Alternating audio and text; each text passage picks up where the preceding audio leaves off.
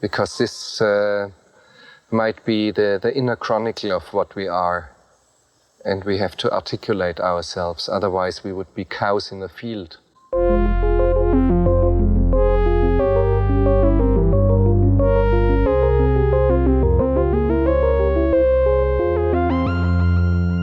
Welcome to Cows in the Field. This is a show in which we discuss philosophical themes in popular films. My name is Justin. I'm Laura. And today, I'm going to put this in the form of a question. It's a good day to die? That is, we're talking about Joel Schumacher's Flatliners. Today's a good day to die.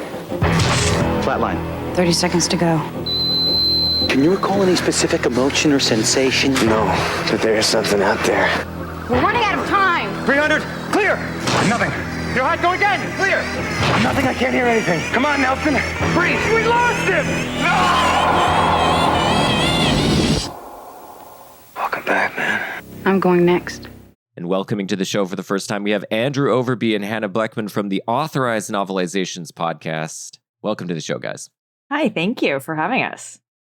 Hello. Well, good. Amazing. Welcome, guys. I want to start with, because you guys suggested Flatliners. Of course, I want to hear your thoughts about Flatliners. It is the movie we're discussing today. But before we get there, I want to talk a bit about Joel Schumacher.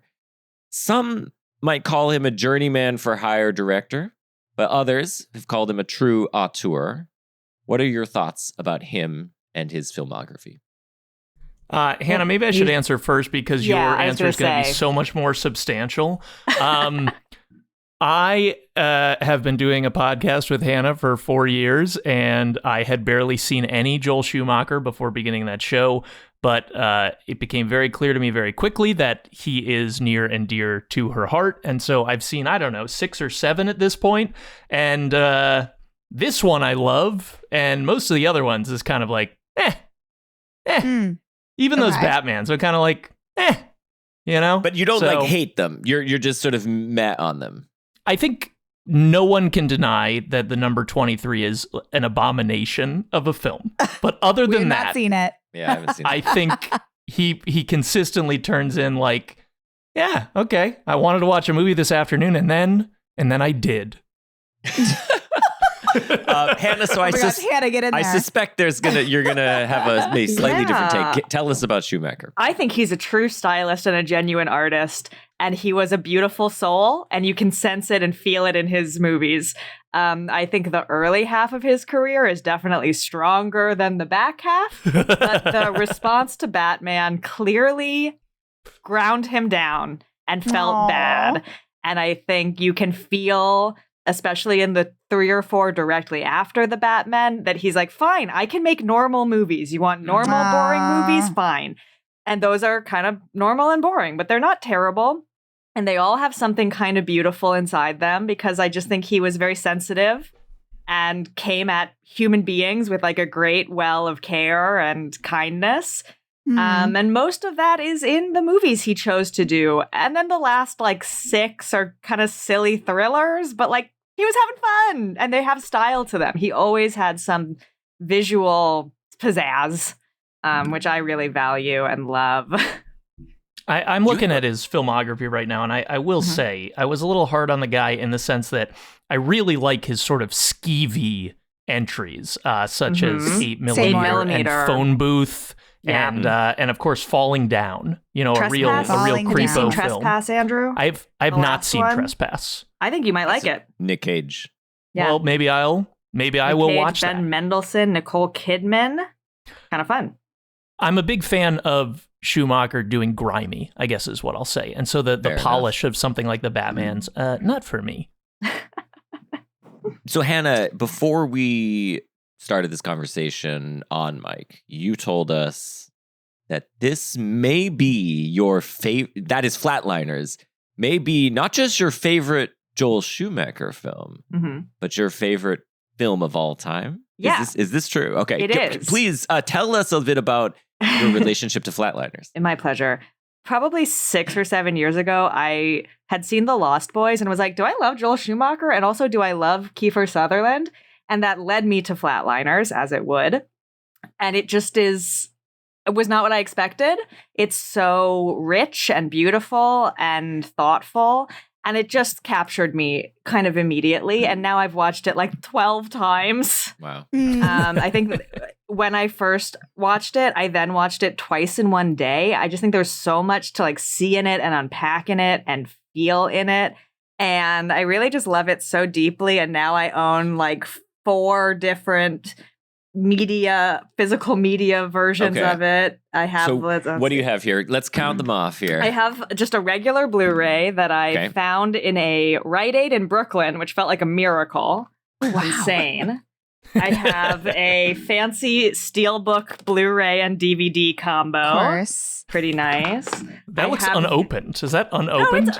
No, it's opened. It just has a sleeve on it. Oh, it's just shiny. It has the sleeve. It's Steelbook. It's just shiny. You know, always looks a little Can I just call out the on the cover there? It is the Michelangelo, the like Sistine Chapel, the finger of God touching. Whose fingers that's supposed to be? Adam. And the back is I don't know if you can see this at all, but it's also sort of like the religious, like bombastic imagery of all of those amazing murals, which have such relevance to the film. In the operating room? Yeah, okay, yeah. I also have the Arrow 4K of Flatliners. We picked that one up. That's what we've got today, which I appreciate because you can immediately tell who's who with the phenomenal hair. Great hair in this movie, undeniable. I do not own a 4K player, so I've never watched this one, but I do have it. I have a VHS tape. Wow. Which was given to me, which was very kind. That's those. I also have the novelization, of course, which we covered on our show and I owned already and had already read on my own time. And then I have a bunch of lobby cards. I bought a whole set of lobby cards. One of them is framed in my living room and I didn't take it down, but I do. There's like 7 other ones here that I just keep in my life. I love this movie. I really, really love it. And you also have a cat named after one of the characters in the film named Nelson? Mm-hmm. Correct. That is amazing. I have not yet named our cat the protagonist. Not yet. It should be. It's only a matter of time. After the main character of the film Tenet. I mean, of course. All cats are protagonists in their own head for sure. That is amazing. So you guys covered this on your show, and your show is Authorized Novelizations, where you guys discuss the authorized novelizations of various films. Tell us a bit about what you guys talked about as far as the novelization of Flatliners is concerned. This is not something, by the way, Laura, I read. We just watched the film, but I'm just kind of curious, and then this will also give folks a sense of what you guys chat about on your show. The book was written by Lenore Fleischer, who is a prolific novelization author. I just want to say this up front, that as we sort of read hundreds and hundreds of these books, we get to know these people who much of their career was writing tie-in books and novelizations. And as we discovered recently doing our second Lenore Fleischer, which was the Kenneth Branagh Frankenstein novelization, she did not really have a writing career proper. She basically only ever wrote novelizations of other people's films, and she would do like 20 a year, and she was on ketamine. Meth. Yeah. While doing those. This is a fact, or just as you assume, given how this is not us being like she's crazy, like colloquially. She was like taking hard drugs to pump out 10, 15, 20 novelizations in a given year. The Flatliners book, Hannah, I think you should speak to the actual substance of it. I think the movie is like an unqualified masterpiece. You've convinced me of that. I think the book is pretty fucking cool as well. The book has some stuff in it that's cool. It's mostly just the movie with a little additional stuff. It sort of makes a couple decisions that I don't agree with, which we discussed, and I'm sure will come up later in our conversation. I don't know. I was not as hot on the novelization as Andrew was, but I think it's because I wanted more from it than what it gave me. It's also like your favorite movie. How do you compete? That's tough. That's true. I think true. Yeah, I think for Laura, the novelization of The Sound of Music would be she's like, the songs aren't really coming through.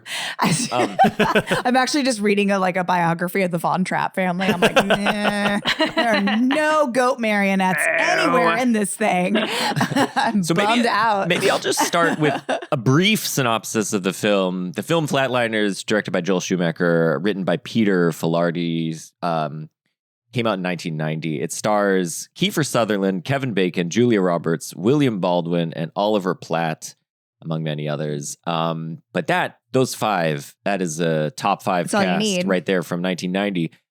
Same year as Pretty Woman, Laura. So yes, it's like, I know. I think she's popping off. Yeah. But the movie is about this guy, Nelson Wright, played by Kiefer Sutherland. He's ambitious, maybe a bit arrogant. He wants fame and glory, but also knowledge. His what he's interested in ultimately is what is beyond death.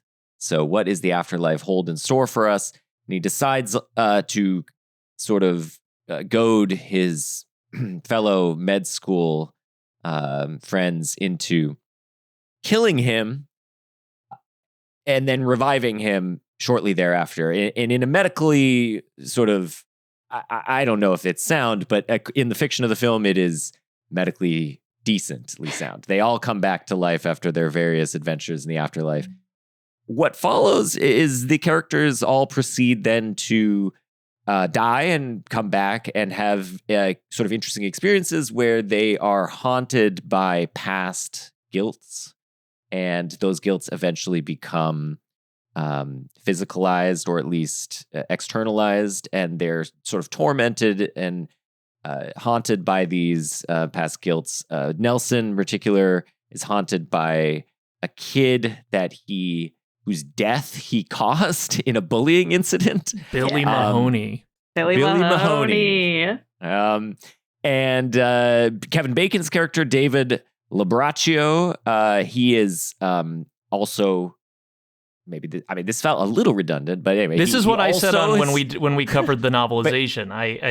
In the intro to our episode, I sort of cheekily said, This is a book about how a bunch of people once were bullies and they feel bad about it. Yeah. At least two guys. So David is haunted by a woman, a girl he bullied as well. Rachel, that is the character played by Julia Roberts, is haunted by her dead father who committed suicide and whose suicide she blames herself for. And Joe Hurley, the character played by Billy Baldwin, is a horn dog. He's participating. Oh He's videotaping women without their consent, and he, has at least thankfully subconsciously realized this is bad, and he's being haunted by them. And so so they have to sort of process their guilt to overcome these nightmares, and that's roughly the plot of the film. Is there, Hannah, would you add? Is there anything that you would add to just the overall structure of the film that is important to laying the groundwork to this conversation? I say this to Hannah because I'm just going to go to Hannah because it's your favorite film. Andrew, you can jump in anytime you want. Well, I was just going to say that have his own episode sometime about something he really loves. I was just going to say that Oliver Platt is also there is something that you forgot to say. That character is standing around. The thing in about every Randall scene. Steckel is that he is mostly standing around going, guys, this is really fucked up. We should not be doing this. This is really scary and bad. He stands as like a voice of reason, but he is also an arrogant, ambitious young doctor. So he is curious about what's going to happen. And he isn't strong enough to make them stop because he also kind of wants to see what happens. Yeah. Yes. He's like, guys, this is really bad. Wait for me. Like running behind them. Yeah. No, I think I that's do love his intro. Like him trying to get like his autobiography title going. He's like, The Making of Surgeon Steckel or whatever it is. Like that is ridiculous. He is great though, and Oliver Platt is fantastic in the film. Oliver Platt always good. Just bringing this kind of it's sort of strange nerdy energy. It is really nice. Okay, guys, so Hannah, maybe we could just give me one of the reasons you love this film so much. I think this is the thing I'm most excited about. Is just I love talking to people about a film they just love, and so what are some of the things that about this film that just sort of keeps you coming back? I would imagine there are many, but I would just curious to hear a few. Yeah, well, on the one hand, I think it's kind of a firing on all cylinders visual masterpiece. There's not a single unthought about detail. The colors, the way the colors come and go, the design of everyone's apartments, the way everybody dresses and acts, and the world that they're in, which is like Chicago, but also is so fantastical and extraordinary. That is just something that like you could take a screenshot and spend 20 minutes with it, I feel like, throughout the course of the movie. Then we're talking about this extraordinary cast of young people, just like the best the year 1990 had to offer, giving, I think, very, very good performances. And I love Kiefer Sutherland. I think he's great. And in that lead performance, watching that interplay of ego and arrogance and terror, and he starts to really fall apart as the ghost continues to harass him, and his inability to ask for help as his life really gets worse and worse and worse. And his friends kind of hate him, but obviously don't want him to die. And he just can't sort of like cross the bridge into like the warmth of community. I find really, really engaging and beautiful. Yeah, and interesting. Just like the themes, the questions of like, what is after death? What does it mean to live? Like, what do we deserve? Is there anything that we should be thinking about that way? Are these real questions that matter, or is all that matters that you have people in your life today? That stuff is just, all of it totally works for me. He doesn't like accept the community that they create. So the rest of them become sort of bonded by this experience, but he is always forever on the outside. He doesn't accept their sort of help in the process. And there's that scene where it should be Rachel's turn, and he jumps in line, and then he sort of thumbs his nose at them and says like, oh, you're only riding my coattails or whatever. I think it's so interesting as just a character study of how he is this guy who thinks of himself as better than other people. At least that's one way to read the character. He's so unbelievably lonely.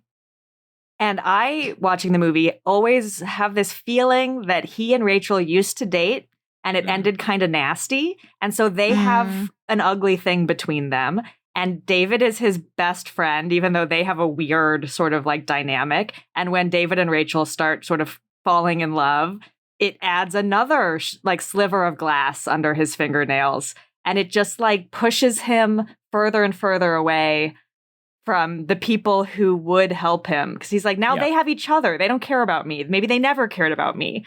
And that's so sad and lovely. And his apartment is so stark and miserable. That apartment. So I also wonder if it was like a rich kid, because he has this nice apartment, and somebody comments on it like, "Oh, I get his your apartment when you die." And when he dies, and I wonder if there's this element of like where the other guys maybe they're in med school because they're rising up the social ladder, and he's sort of there because he's acting out like, I don't know, the script that his parents handed to him, and like he's maybe the son of some famous doctor or something, and so he has this thing to live up to. There's another quote that Randy says, but it might as well have been Nelson, where he says, "We finally found something worthwhile, something to upstage those fucking baby boomers." Yeah, there's this feeling of like they are like trying to come out from underneath. These Gen Xers are trying to get out from under the shadow of their parents. And so they'll do anything to distinguish themselves,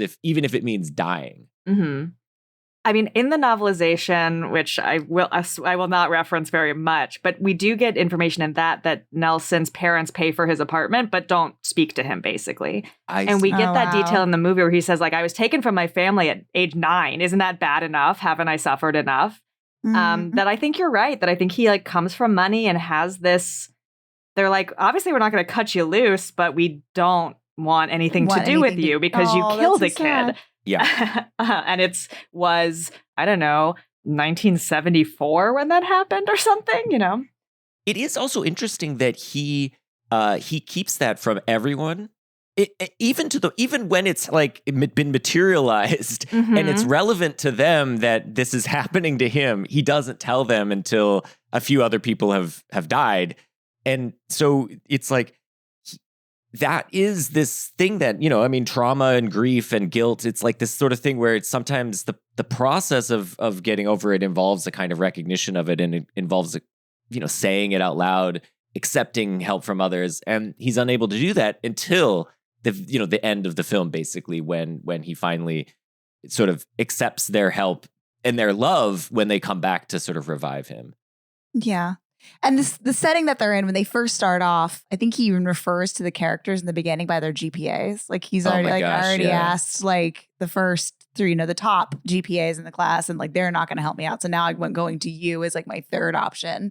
So they're not really even friends prior to. I think he's friends with David, I think. He's friends with David, but I think, so the other thing that happens when they're in that anatomy class is she says something like they're going to have an exam, and she blays it out. How many people are getting A's? How many people are B's, C's, D's? And she's like, as always, you are in competition, not with yourselves, and not with me, but like directly with each other. So like the setting that they're in doesn't like sort of precludes them from opening up to one another, being vulnerable with one another, because it's like that's the structure that they found themselves in. So it takes them a really long time, not until they realize how much Kiefer Sutherland is keeping back, how much Nelson's keeping back, that they say like, we have to talk to each other, because they're not used to doing that. I see. Yeah. Can I say in that vein that the moment where the professor goes, so many of you will be receiving A's, B's, C's, and F's. As usual, you're not trying to impress me. You're in competition with each other. As someone studying inclusive education, that's not right. How do you feel about that? Don't do that. Don't. That's not right. That bad. It's first of all, doesn't encourage any sort of professional collaboration. I think there's an argument to be made that the teacher is really the villain of this piece and basically causes everything to happen, because she's made them distrust each other. Oh, wow. And what is Nelson doing if not building a lab that does encourage all of them to use their skills and succeed together, Yeah, it's true. The eventual goal, I suppose, of medicine would be a collaboration across specialties, but that's certainly not how they're trained. Well, they also, there is this competitive element among them too. So they're sort of competing about who can go who can die longer, who can die longer, and that's part of the sort of bravado of like the horse trading that's involved with going next and all that. So there is this, even when there are working together, there's this element of competition there, perhaps sown by the teacher. Mm-hmm. And even when Nelson is trying to like get them all to do it, he's like kind of playing a series of like seduction competition games of saying like, well, don't you think you're good enough to do it? Or are you too much of a pussy? Or, aren't you smart enough to Steckel? Or even to David, he's like, what are you going to do? Let me die? You're so good at bringing people back to life. Don't you want to save lives? Yeah. He knows exactly how to push all their buttons to get them to show up. Yeah. Their assumptions about the situation, just with them one-upping each other, right? With I'm going to go longer and longer.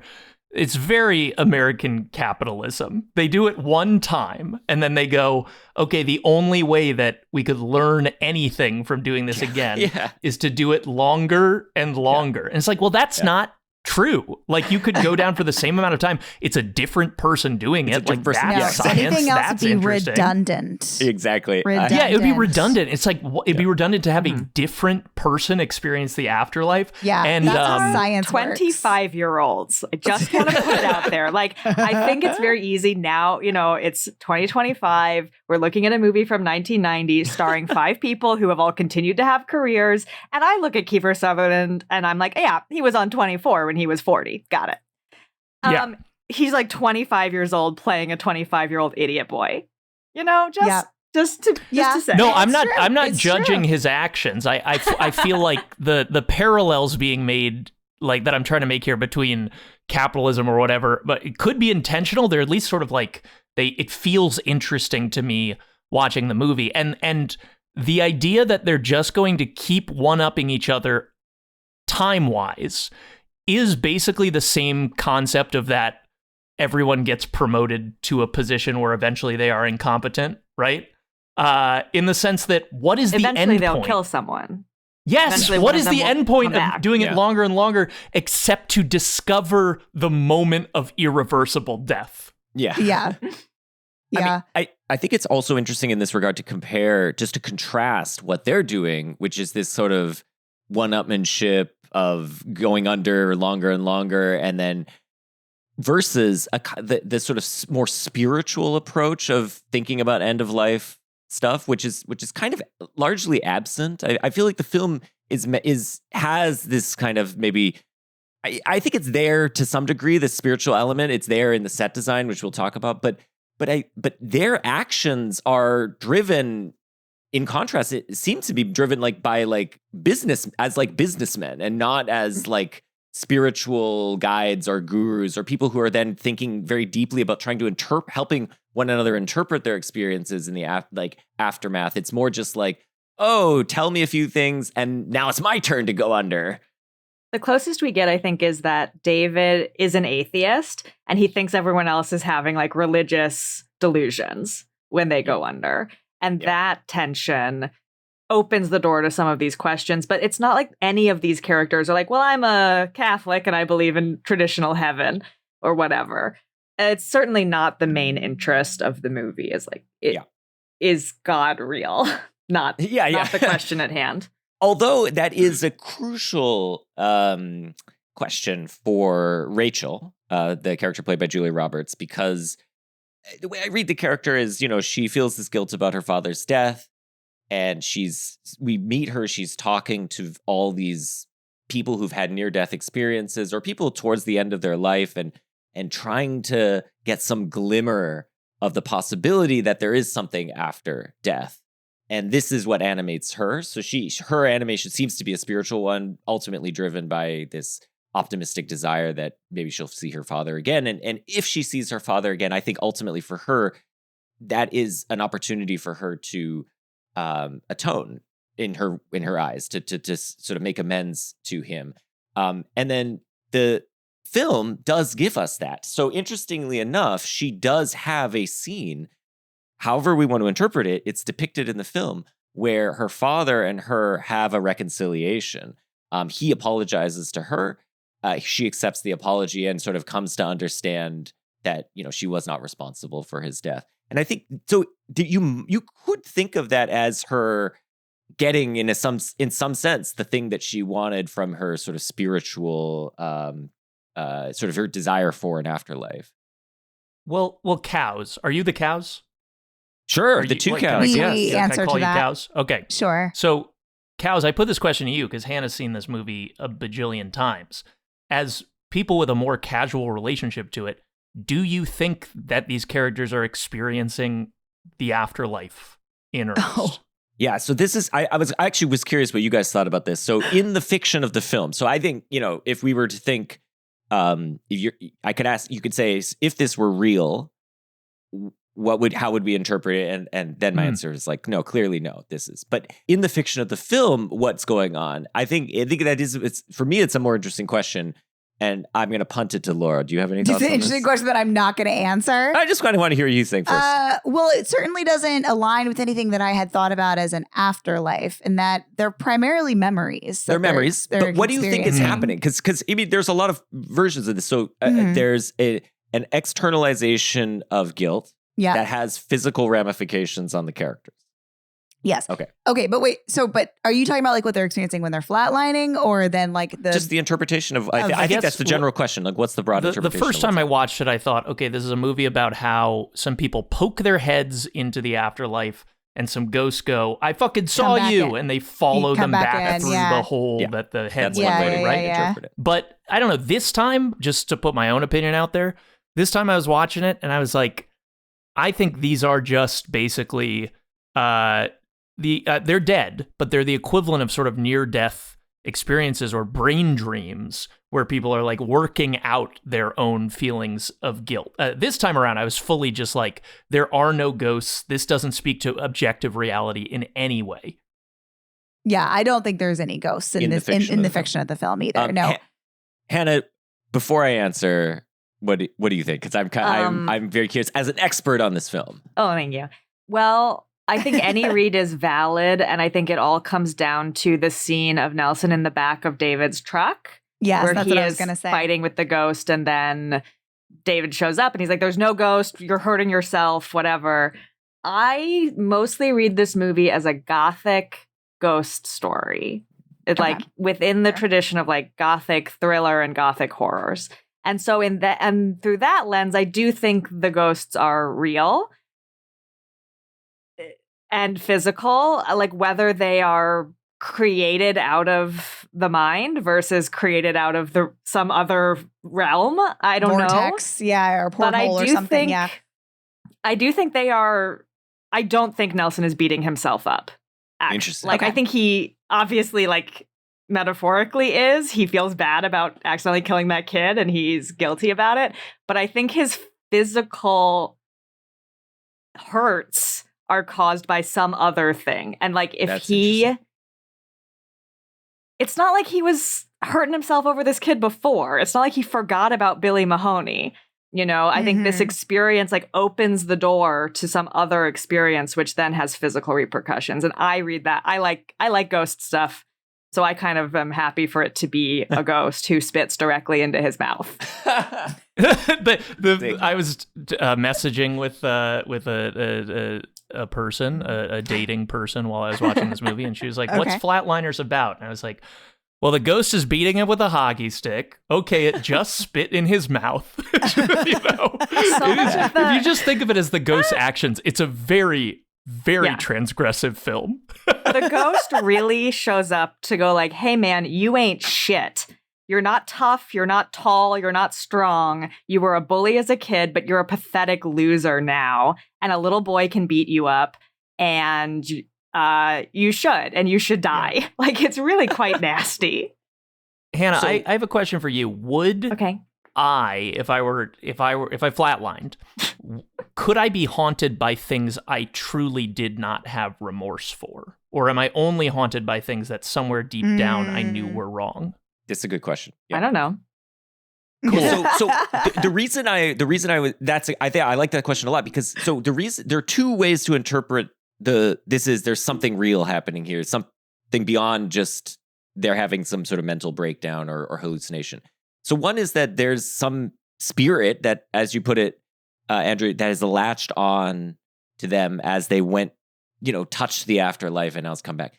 The reason, though, that I'm not a fan of that is that what's his name? Joe is haunted by women who are presumably alive. Yes. And Winnie Hicks is alive. Yeah, and Winnie Hicks is still alive. And he's haunted not by Winnie Hicks, he's haunted by Winnie Hicks 20 years ago or whatever. Mm-hmm. And okay, but there's still another way to think of what's happening is in a sense real, which is, I think maybe you one of the ways you put it, Hannah, is kind of suggests more of this, which is that having the experience like unlocks some dimension of their mind, which allows them to externalize inner feelings. So that by an externalization, it's a little bit like when in the movie Ghostbusters, this is the only way I think about it. Mm-hmm. They remember when they're like, don't think of anything. And when whatever they're fighting. It seems so harmless. So yeah, and then he thinks of the Stay Puft Marshmallow Man, and by thinking of it, it comes to be. And it might be something like that, where like where I think Ray thinks of the Stay Puft Marshmallow Man. So it could be like that. It's like you sort of go into your mind, and then the thing you confront somehow becomes made real, and you have to now like deal with it in physical form. So that is one way you could treat a lot of what happens as sort of like a haunting, because so that on that interpretation, Billy's right there in the car. It's just that the only person who can see him is Nelson. Is Nelson. Mm-hmm. Yeah. I think the real answer is this movie really isn't that smart. I'm not sure it's really like gone through the philosophical exercise of like what's actually happening here. It's more of a series of like emotional metaphors, and trying to pin down exactly what it is probably a fool's errand. Because I just don't think the movie is that deep, but also very, very deep. I don't know. Maybe I'm being unfair to it. I think the movie plays in that space because it wants you to wonder at various points, is this really happening to him or not? And then, I'm inclined towards the reading that it's just purely psychological, that, in the end, it's like that sort of thing we hear when you die, your life flashes before your eyes. So their life flashes before their eyes, but they like fixate on this really horrible memory, and it just something comes to the forefront. But either way, I think the movie is playing in that space where it's like, which one is it? And so I don't think it's unfair or whatever to ask these questions of the film. I think the film is smart enough to be kind of putting it out there. But anyway, I don't feel like it gives us much of a resolution, though. I think that's kind of where I think we maybe all agree about that. I think a lot of the ideas are a little bit too amorphous to put a hard pin into. Like this idea of your life flashing before your eyes. I think it's very interesting that like Joe's life flashes from birth forward, but like through the lens of women. And David's life, he sees his whole life backwards as he falls into death. But like Nelson doesn't have that experience. Rachel doesn't have that experience. And what does that mean? I don't know. Does it mean anything? I feel that even the interpretations where they are literal ghosts, it doesn't really matter because there's still such a component of the person who is flatlining is facing a regret or a pain that's deep inside them. So, for example, like Nelson at the end, essentially experiencing being murdered as he once murdered, it works thematically whether it's the ghost teaching him ultimate empathy or whether it's him going like, I now recognize that was such a horrible thing to do that it is worth giving my life over. I think either one kind of cleanses him, which is nice. Yeah. And that also plays to the idea that to overcome your guilt, you have to sort of actually face it. You have to face what you did and understand and recognize it as wrong. And, if possible, ideally, you're in a situation where you can still make amends by apologizing or whatever and rectifying the situation. He's not in that position, but at least he comes to recognize what he did was wrong, truly wrong. Because I think he's in denial about that throughout the film. He says like, I paid my dues. I went to this boy's home, and he's trying to repress it and forget it. And he never shares it with anyone else because he's ashamed of it, deep down. But he hasn't, I think you're right. He hasn't like fully come to terms with how bad that was, because it's a very hard thing to do. I mean, I was thinking about actually one of the strengths of the film is that it really does not shy away from depicting what it would feel like to have a memory of killing someone. Not on purpose, but, you probably still shouldn't have been doing what you were doing.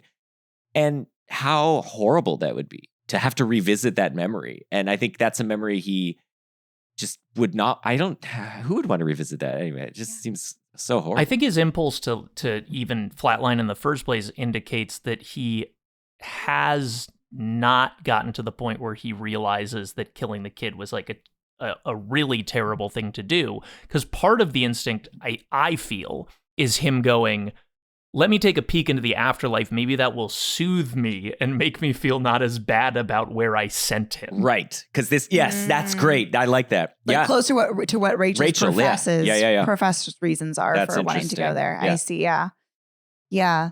And for Rachel too, I mean, I think her different. So it's different because like she didn't do anything wrong. She has regrets, but it's sort of a misunderstanding. Her mom said something in pain, or sometimes when we're a kid, we think we're responsible for things that we're not responsible with our magical thinking. And so but like her experience gives her like access to information that she didn't have when she was 5, and maybe, or that she's like she's like, as she's processing after flatlining, she kind of puts the pieces together that she had when she was 5, but didn't have the ability to understand until she was 25. Mainly that he was struggling with drug abuse and drug addiction and PTSD, and like he was in a lot of pain, and that it wasn't just like one day he ran out and did this.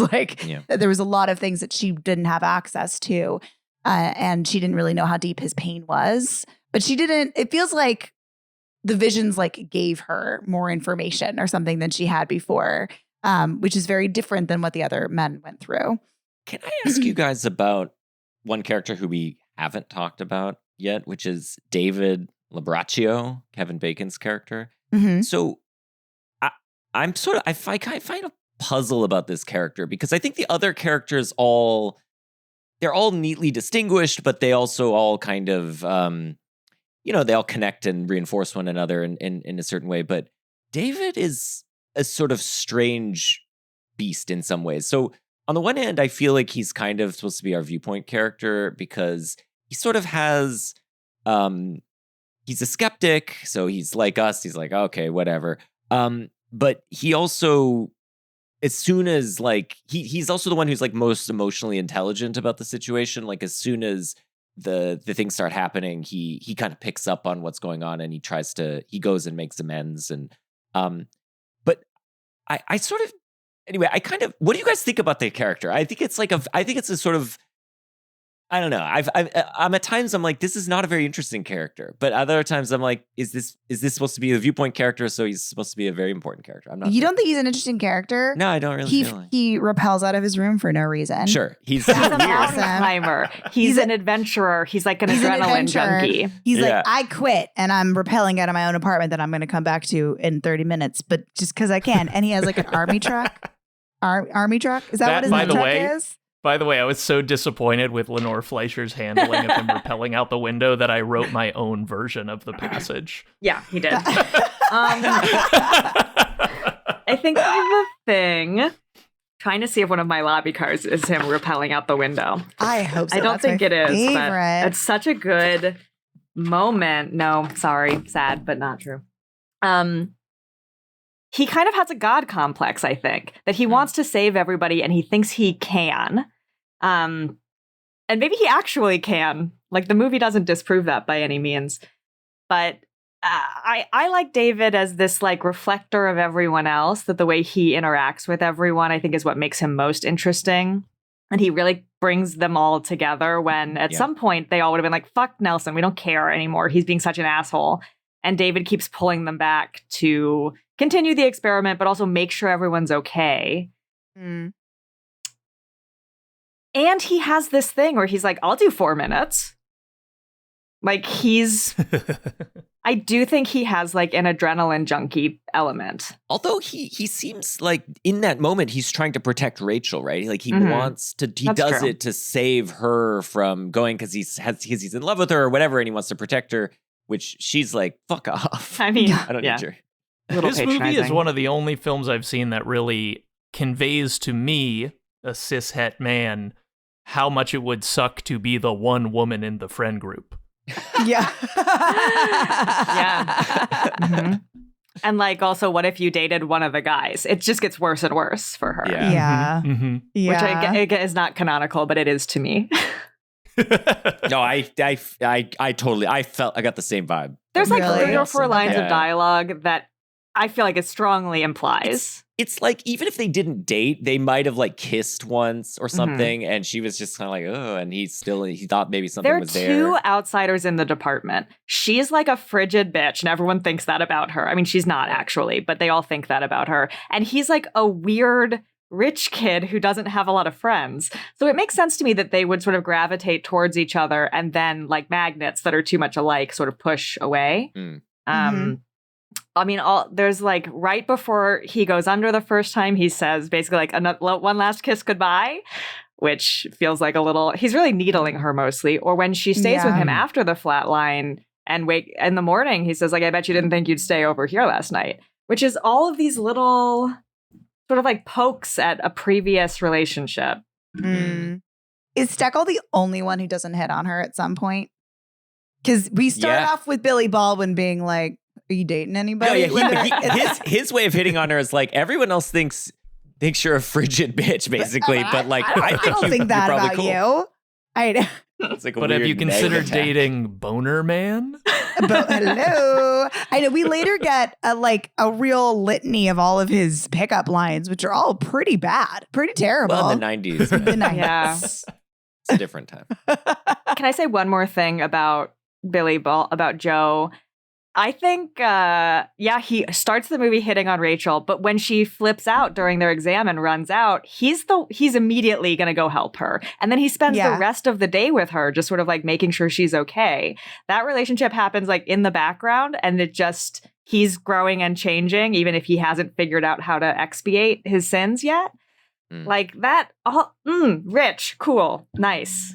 Yeah, he's not like just some weird, I mean, he is a bit of a pervert. But he's not he's purely like defined by his sex. Mm-hmm. No. You know, his sex transgressions. You get the feeling like he really loves his fiance and has an actual relationship with her. I mean, he's suffering from a certain degree of of addiction here, and I think something that I find really interesting about this movie is that Joe is the only one who is experiencing regrets committed in adulthood.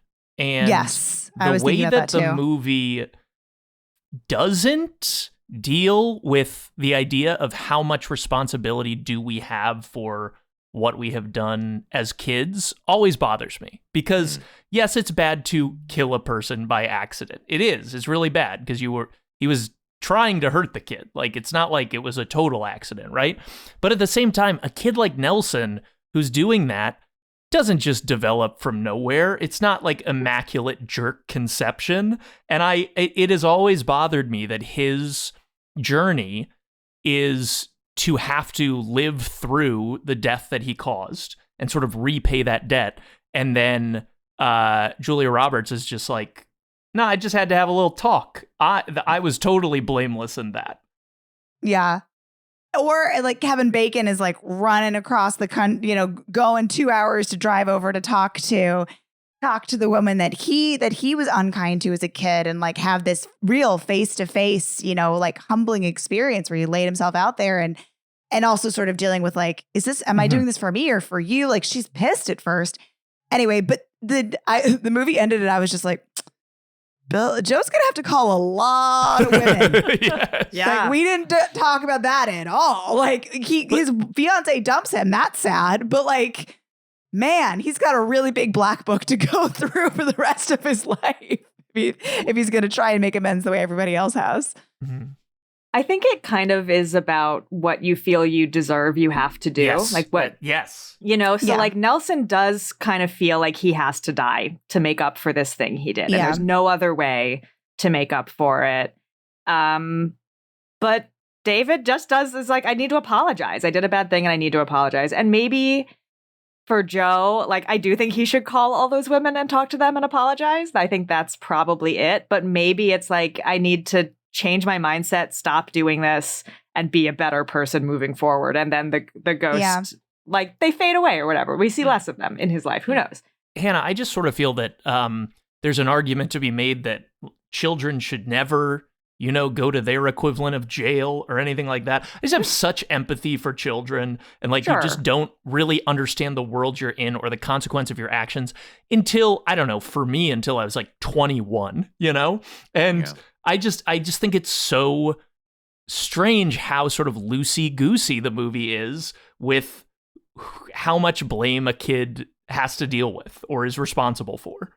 It's interesting. I mean, look, Julia Roberts, what's her character's name? Rachel didn't do anything wrong, but she's haunted by it. I like Hannah's idea that it's whatever you've internalized as the guilt. And it's not like there's some cosmic morality that sets the standards. Yeah. Yeah. I like that idea. What you internalize as guilt and what you feel you need to process and do in order to get through that, because it is different for different people. And dying, apologizing, just having a moment with your of deep empathy for your father. Like, turning that script around and being like, instead of like being like, I'm this narrative is a little bit about me and how I pushed somebody away. Yes. Be like, I didn't understand my father because I was 5, and that's not my fault. But I'm going to have a moment now that I'm a 25-year-old and I'm at his age now. I can sort of face him I can and understand face him and understand Yeah. his pain and see it from his point of view instead of always looking at it from my point of view. That's very interesting. So, have either of you had a near-death experience? No. So apparently the Michael Douglas, producer of this film, had a near-death experience while swimming. And Joel Schumacher was previously working on a documentary about AIDS, confronted daily with death. And that was, I guess, part of the reason he signed on to this film. I was reading the pamphlets. This is where I got this information from, and that was in the 4K. And there they said that the term near-death experience was coined by Raymond Moody in his book Life After Life. It was a 1975 book. So this is like a relatively, I mean, of course, people have always been interested in death, but it's a relatively recent, in the last 70 or 50 years or whatever, thing where there's been this sort of scientific interest in studying or studying empirically the whatever happens at the end of life. Does that part of the film resonate with you? Because I think that what's interesting is, like, we haven't mentioned that really for our interest in the film, but it seemed like that was the thing that brought a lot of these people into the film to begin with, including the writer too. What's his name again? Peter Filardi. Peter Filardi. So yeah, it feels like a lot of the main creative team behind this film was drawn to it because of the near-death experience phenomena. So basically, everyone making the movie was having an existential crisis. That's what you're saying? Maybe. Or they were suddenly fascinated with this. They were being tortured by the bully, by their bullying experience, and that the only way to get through it and face that would be to make a movie called Flatliners in order to No, I mean, I don't know about the guilt aspect of it, but there was this fascination with the near-death experience. And I just think it's interesting that, that wasn't at least one of the things that, drew, at least as we've mentioned so far, has drawn us into the film. It's more about, this could have just been a film about, they take some drugs, or a movie like Altered States, which is in a lot of ways very similar to this film, just doesn't have the exploration of guilt. It's more of a coming to terms with one's sort of God complex or whatever, or one's issues with one's parents or father. It's like, the TikToks, would you date me if I was a worm? That movie is just like, would you be a good boyfriend if you were a monkey? Yeah, exactly. Yeah, or a big pile of goo. Yeah. So anyway, I was just curious, does that's a notion of a near-death experience like this? Have either of you been interested in that? Or do either of you have an interest or fascination or fear potentially of death? I think I have something to say, which is I've been very obsessed with the idea lately because, as Hannah knows, I'm just sort of squarely agnostic. I'm not a God doesn't exist person. I'm just I don't feel like thinking about that, and I don't think me thinking about that really matters that much, I'm just going to live my life.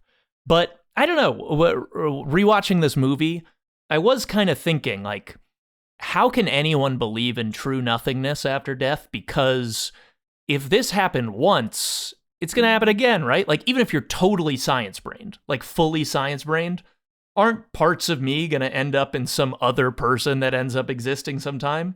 I'll experience consciousness again. I don't know. That's beautiful, Andrew. Well, your consciousness is not your matter, though. That we have to distinguish that because... But they are inseparable in a way. It's true, but apparently this... I actually don't know if this is true, but there's something about this has been told to me enough times that I believe it to enough degree that I'm okay saying this on a podcast. But apparently the cells that comprise your body are completely recycled every 7 years. So every 7 years, I also have heard that and incorporated it into my worldview. Yeah, so it's not the actual matter. It's something else that sustains us through the. We are somehow sustained through the interchange of other matter. Yeah, well, maybe this is hippy-dippy bullshit, but I just feel first of all, I think the matter is important because it's still the medium through which, the consciousness is happening, right? It's like the air to our sunlight.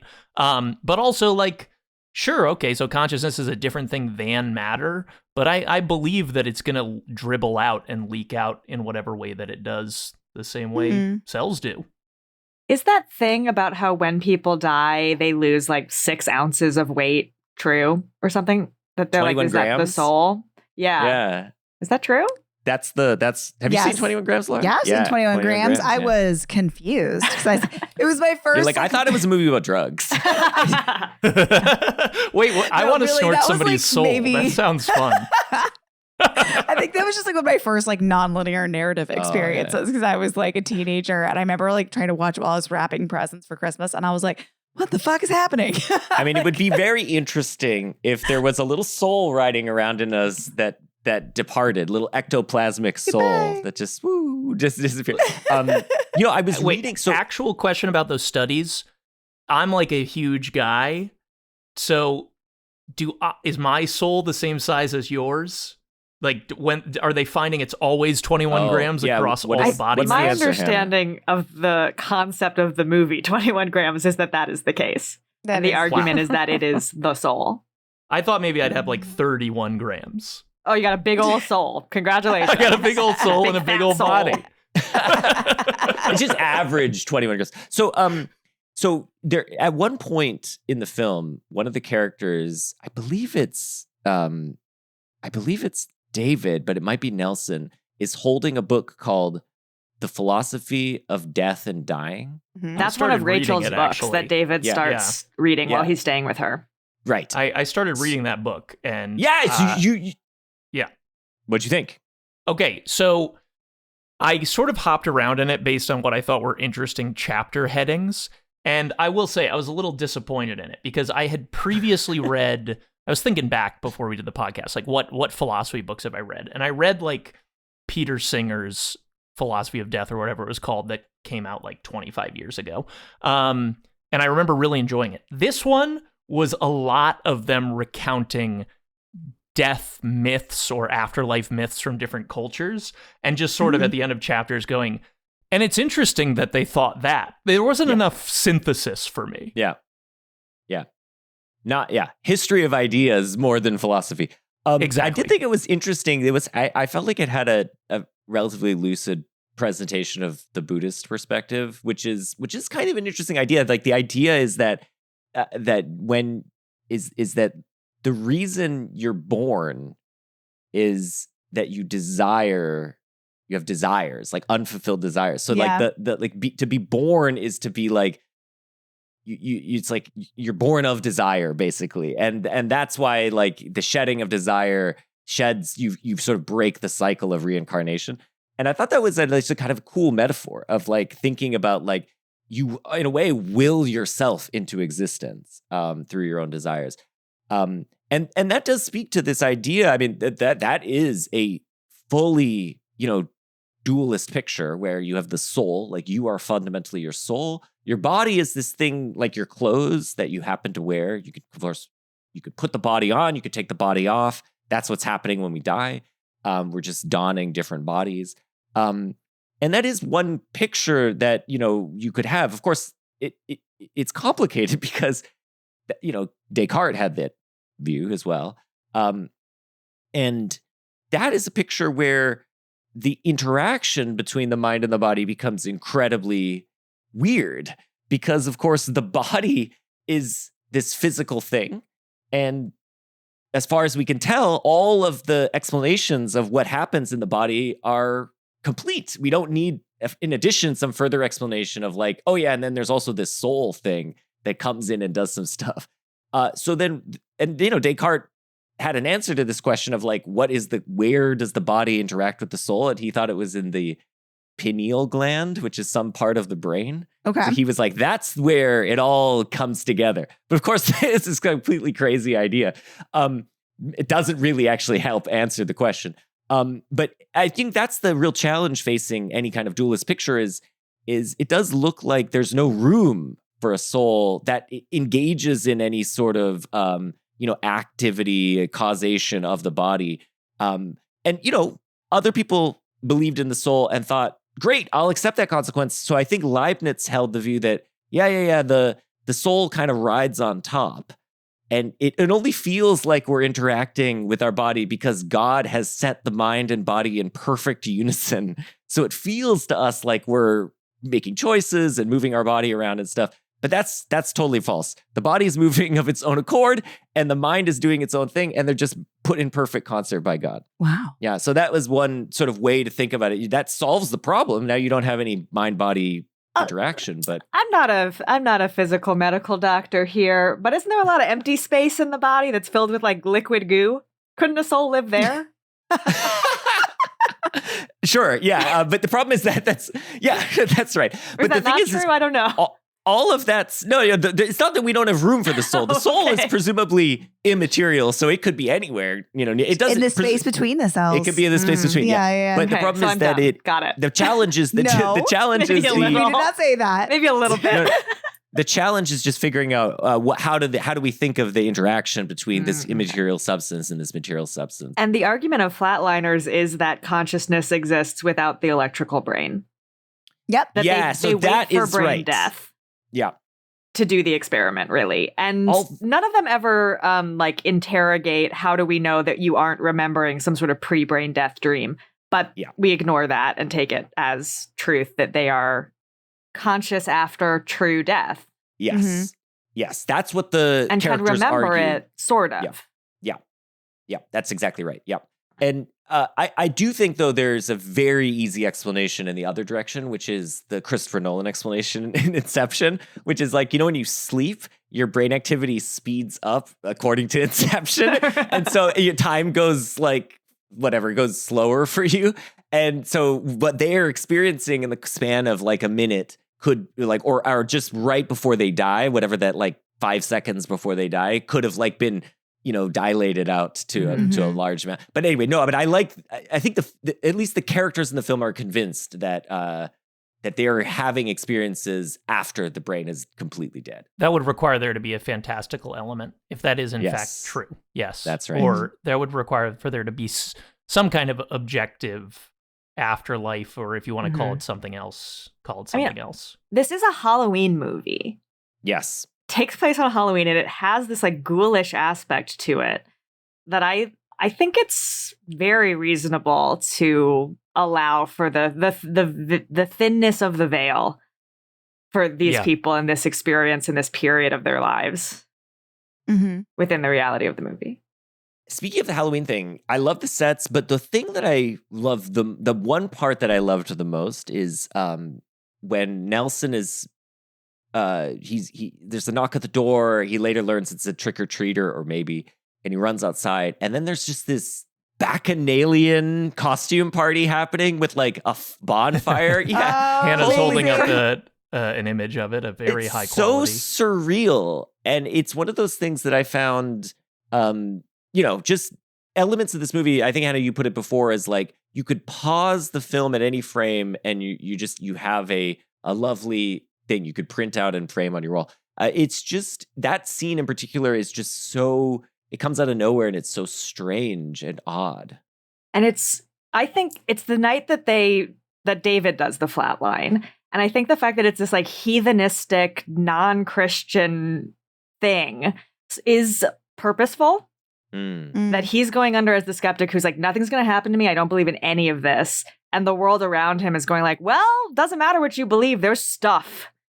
And it might not be God and it might not be pumpkin-headed creatures, but there's things there that have effect upon you. I did want to make sure we had time to talk about the style of this movie, too. That's where we're headed. In addition to philosophy. Sorry. I mean, not just the colors, which are so thematic and emotionally tied to what's happening in the movie. And I think it took me 2 or 3 watches to really pin that down of what they mean and how they're used. But the sets, these unbelievable Gothic landscapes, the giant sculptures, everything's under construction the entire movie until the very, very end, which is so, these people are under construction. They're working on themselves. They're figuring it out. And at the end, the murals of medicine being delivered to humanity and the growth and possibility of the human soul is what those murals all are. And they're finally done and they're finally beautiful and you can move forward with them is so hopeful and gorgeous and is part of the movie. It's not just for visual sake. It all has meaning. When the EEG flatlines, the brain is dead, we'll be exploring. Give me 30 seconds. Flip the blanket onto warm, take me up to 93 degrees, slowly. Inject 1 cc of adrenaline, and at 1 minute, Joe, you come in with the defibs, and you bring me back to life. With brain damage, resembling in many ways a Cabbage Patch doll. Now with a body temperature of 86 degrees. Dr. Manis, will you handle the injections? It's all red and blue. The heat blanket is really the trick to it.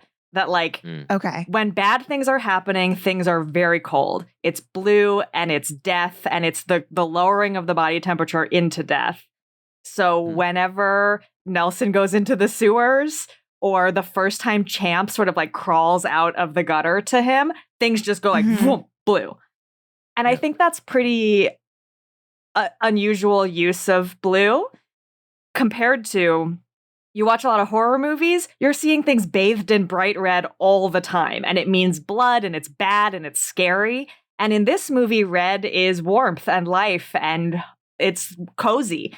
And I think the movie is playing with your preconceptions as a viewer to be like, well, when Rachel is in these bright red rooms, obviously something scary is happening to her. When actually her dad's trying to reach out with her and it's sweet and kind.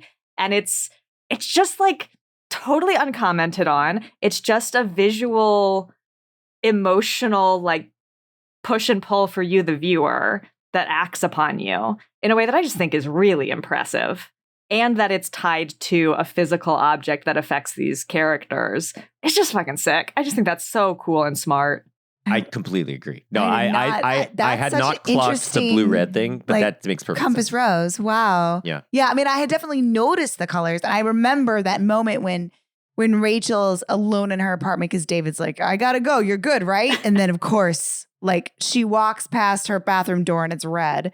And, you know, like we've talked about the Sixth Sense in the novelization, but I'm just like, red, bad. You know, I'm immediately like, oh no, here it comes. Like I remember feeling like, oh God, like here we go. And then that is like her release, her catharsis, her and it's a wonderful moment. But I was definitely cued otherwise. Yeah. Because I hadn't unlocked that key yet. And on first viewing, probably not many people would have. So Authorized Novelizations Podcast. Tell us a bit about the show. Where can people listen and what do you have coming up next on your guys' pod? Well, let me bridge this by reading a short passage from the Flatliners novelization. Okay. Of course, in the Flatliners novelization, the Nelson makes good with Billy in the afterlife. It says, the boy raised his arms and put down the hood of his sweatshirt. It was Billy's face, but Nelson saw no fear in it, no anger, only peace. Billy was at peace. Nelson had said he was sorry, and now Billy Mahoney was at peace. Atonement. Nelson had atoned with his life. Champ was there too. He was whole again and not in pain. He stayed quietly and obediently at Billy's side. Billy smiled at Nelson. The smile held a message. Death is peace. Death is good. Life is hard, but death is easy. Nelson smiled back. It seemed to him, too, that death was easier than life. So the first thing I want to say is, don't believe anything anyone's ever told you. Novelizations are good. Hannah, what's the podcast? We read novelizations of movies, which means when the movie came first and then somebody was hired to write a book of the movie. So not it was a book and then they adapted it to the screen. Oh, no. We don't fucking care about those. We don't read those and we don't think about them. Only the other way around. I don't give a shit about The Boy Who Lived. Yeah, you're like, Frankenstein? Who cares? But did they do a novelization of a movie version of Frankenstein? Exactly. Now we're in. Now we're excited. So we read those. We also will then watch the movie and we talk about them in conversation with each other. And the art form of the novelization, which is a very strange marketing device, but is the written word. So it has artistry in it to varying degrees, depending on how interested the author was and maybe how much they got paid. It's really fun. We read a ton of books. It takes a lot of work. So I hope people listen. We have talked about Flatliners, and Andrew was very kind to let me go hard on Flatliners. You guys were very kind to let me go hard on Flatliners. And I feel like we haven't even talked about a couple of things that I would have loved to. Anyway, there's just so much to say. It's a rich text. It's a rich text. Flatliners Part 2 coming up. What is... I'm so sorry. One more thought. Please. Really, the crux of the movie is Nelson fully suicidal, going, everything we do matters. Everything matters. We can't pretend that our actions don't have consequences. We have to own what we do. Like, that's the thesis of the movie, really. And we just didn't even get to it. There's just so much. No, man. And that's sort of like the visual, like everything matters in the visual, in the visual style of this movie too. Like there's no conversation then that's not going to be made cooler by somebody rappelling down a wall. Like, you know what I mean? There's no like scene that's throwaway and we're not going to put some smoke in there. Every scene's got smoke. You got like, smoke. The final scene where they're fighting to get Nelson back and the wind rushing through that room, which has not happened in the rest of the movie, is just there for drama. But like, that's why you hire Joel Schumacher. He understands that sometimes you got to like create dramatic wind. It will benefit. And also like, I think there's something to like Nelson is having a windy experience. And so it like, so are they. It's like inexplicable, but I don't know. Anyway. I think there's a lot of visual stylists in Hollywood that get talked about sort of in hushed terms, like, because they have such a distinctive visual style, Wes Anderson, like Jean-Pierre Jeunet in some ways. Terry Gilliam, but Schumacher, I think often, I don't know, he's often left aside in those conversations. And, I think this film is a testament to that. I think because he's, I think Schumacher doesn't have he doesn't have as sort of consistent a visual style throughout his film. So You're I think not maybe always that's like, a that's big just a Schumacher part of it. shot. But this film is just like, has a style that it commits to from the first frame and is totally consistent throughout. And I think is quite an accomplishment. And it is a defining style of like that kind of 80s, 90s crossover period where a lot of films, I think, were wanting to look like this film and maybe not fully succeeding. So anyway, I think it's, people should think of Schumacher as a stylist and, as a great director, but as like his own kind of auteur stylist. That's agree. Maybe the way I would want. I love him. He's one of the best. I also agree with that. To answer your other question though, recent episodes of our podcast that people should check out. So you two were, of course, on Richie Rich, which was a very fun episode. Also this year, we've done, what are some big movies we've done? Star Trek II, The Wrath of Khan. We've done Predator this year. We have done, not that this is big, but if you're a fan of Alan Dean Foster, we read his memoir and tore him a new one. Guy. And upcoming, we have a couple Kevin Costner movies. And a bunch of video game adaptations. We're going to do video game novelizations in probably early 2026. Video game. Interesting. Yeah. No, we got we recently did a Wyatt Earp, and we're also doing Robin Hood, Prince of Thieves soon. You've never seen There's a lot of good stuff. We do one every week. A book a week. Yeah. I'm having like a sexual awakening with Kevin Costner, or just now that I'm reached middle age and I get it. When you should definitely pop on Prince of Thieves. He's like such a handsome little goober. It's like, he's so silly. Yeah. It's amazing. I feel like I was, when I first like had a sense of actors, I was like, oh, that's somebody's dad. I was like, whatever. And then what did we watch that it was Bull Durham. Bull Durham. That was the one we watched. We watched Bull Durham recently. And I was like already reticent because I was like, ugh, I don't like sports movies. I don't know about this. And I was just like, well, hello. Am I almost 40? Because Kevin Costner is looking amazing. Yeah, you're like the same age as Costner in that film, I think. I know. Yeah. He's like the old guy in that movie. And I'm just like, Now, Cows, before we wrap up here, and you can cut this if you want, but it can be 5 years from now, but can you set aside Uncut Gems for me, please? Yes. Okay. Yeah, it's yours. Great. Uncut Gems. That's Andrew's favorite movie. He has much to say. The quintessential movie about our age of American rage. Wow. We have You never. have like a real, your nervous system is different than mine. Like, I love Uncut Gems, but I was stressed that whole movie. So yeah, No, you I was stressed too. Stress feels Okay. good though. Okay, yeah, that's what I mean. This is something fun about our podcast for your listeners to know is that Andrew and I are dear, dear friends, and we are very different people from one another. And we operate in different ways. Yeah, And Yes, that very much creates so. like a fun dynamic, I think. yeah, that's the best kinds of relationships. Yeah. Thank Thank you you very so much, guys. much. Really appreciate it. And don't flatline, please. But just make sure you have a Don't group do of it. people Kind of around you interesting. to help bring you back. That's really the thing, is you just need people to bring you back from the edge. That's right. You got to have your friends. You gotta have, your crew. You gotta roll deep. And we are at CowsPod on Twitter and Blue Sky, and you can find us on the web at cowspod.com. In 2 weeks, we'll be talking to Max Avery about Star Trek, the motion picture. Max, who did one of the commentaries on the Flatliners 4K I just saw. So that'll be really exciting. We're talking to Max in 2 weeks. See you guys then. Bye.